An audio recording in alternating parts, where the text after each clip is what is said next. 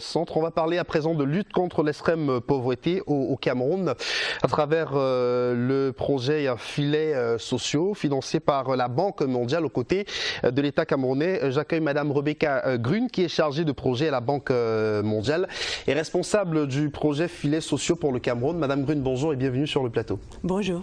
Alors vous êtes là pour une mission d'évaluation de ce projet Filets sociaux. C'est une mission, on va dire, statutaire. On va peut-être commencer par présenter aux téléspectateurs ce que c'est que ce projet Filets sociaux. Oui, le projet répond vraiment à un besoin du pays. L'objectif du projet, c'est d'édifier un système de filets sociaux pour le Cameroun à travers les transferts monétaires et les travaux d'utilité publique pour les ménages les plus pauvres dans le territoire du pays. Et donc, comme le Cameroun a encore un taux de pauvreté à peu près de 38% et des indicateurs de développement humain qui sont un peu au-dessous de ces comparateurs de revenus moyens. Dans le Cameroun est un pays déjà assez riche, mais il y a des indicateurs de développement humain qui sont améliorables.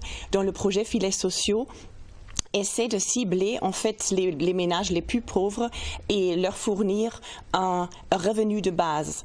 C'est un peu quelque chose comme une assurance pauvreté. Dès qu'on touche au-dessous du seuil de pauvreté, on reçoit un transfert monétaire et où on peut participer dans des travaux d'utilité publique qui sont rémunérés. Est-ce qu'on peut dire que les transferts monétaires finalement sont une passerelle pour sortir de l'extrême pauvreté? C'est ça l'idée? Voilà, c'est exactement l'idée.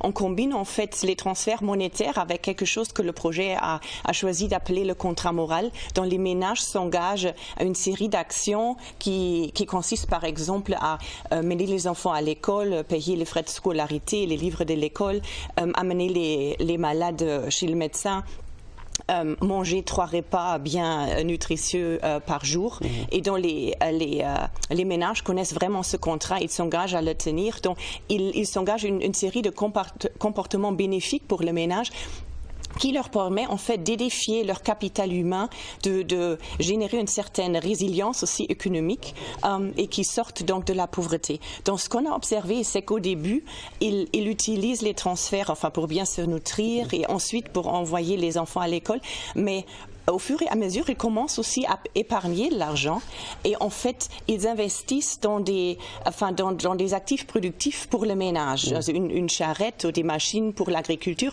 Ils améliorent donc leur productivité, ils commencent à sortir de la pauvreté. Donc c'est ça un peu l'idée du projet. Alors le 28 mars dernier s'est déroulée à Yaoundé la 15e session ordinaire du comité de pilotage du projet Filets sociaux sous la présence de Jean Tchofo, qui est le secrétaire général du ministère de l'économie et le président de ce comité. Alors, la Banque mondiale a décidé d'injecter 5,5 milliards de francs supplémentaires dans le projet. Oui, en fait, on a choisi d'injecter 60 millions de dollars additionnels. La moitié, c'est un don, la moitié, c'est un crédit pour le pays, pour permettre au projet Filets sociaux d'accueillir aussi les réfugiés et les communautés hautes. Donc là vous allez élargir et toucher désormais aux réfugiés également, aux déplacés internes Voilà. Les déplacés internes sont déjà éligibles, mais à travers du nouveau don de 30 millions qui est à travers d'un guichet spécial que la banque a lancé pour inclure les réfugiés dans les systèmes nationaux. Le projet va aussi accueillir les réfugiés pauvres. On va utiliser la même méthode de ciblage pour identifier les réfugiés pauvres qui seront donc éligibles au système de filets. Là, vous allez toucher pratiquement toutes les régions du Cameroun, les 10 régions du Cameroun. Voilà, toutes les régions du Cameroun sont éligibles.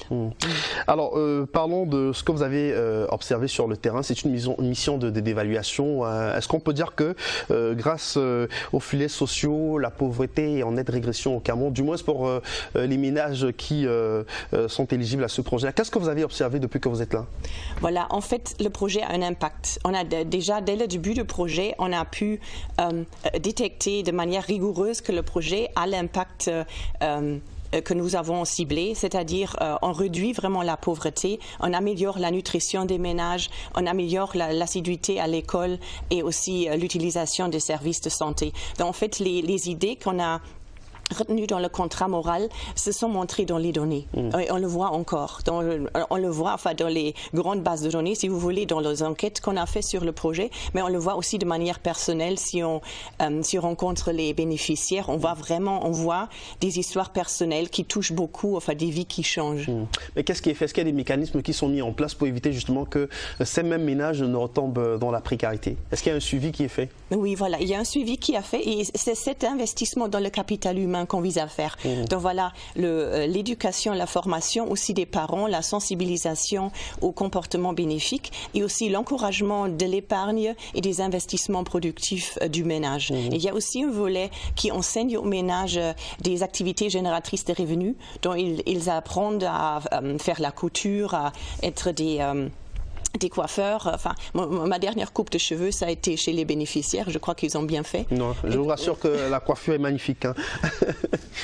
Donc, voilà, ils apprennent des métiers, donc ils s'aident eux-mêmes après le programme. Le programme dure, les transferts, ça dure que 2 ans, donc c'est pas éternel.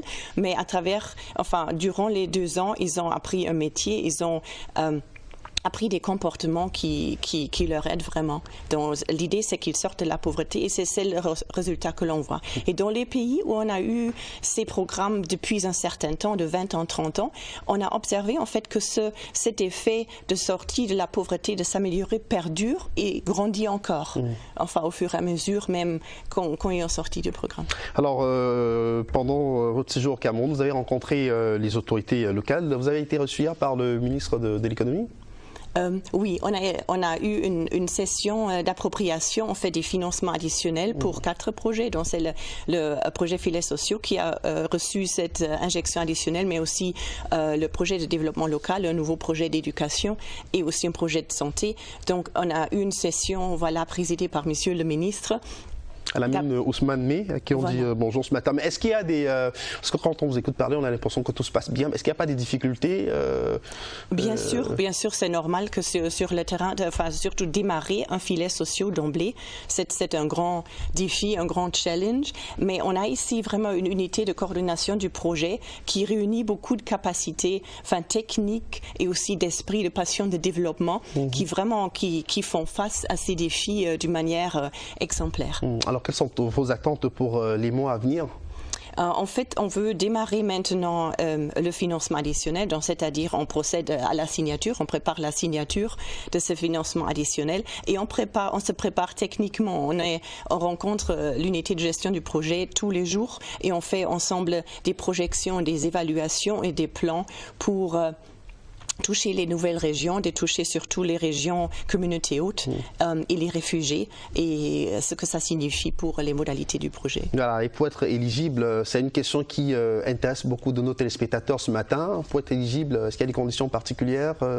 Oui, le projet fait une enquête d'énumération. Vraiment, on va dans les communautés ciblées, on va de maison à maison, on fait une enquête des ménages et on essaie à estimer la consommation du ménage à travers d'une série de critères proxy.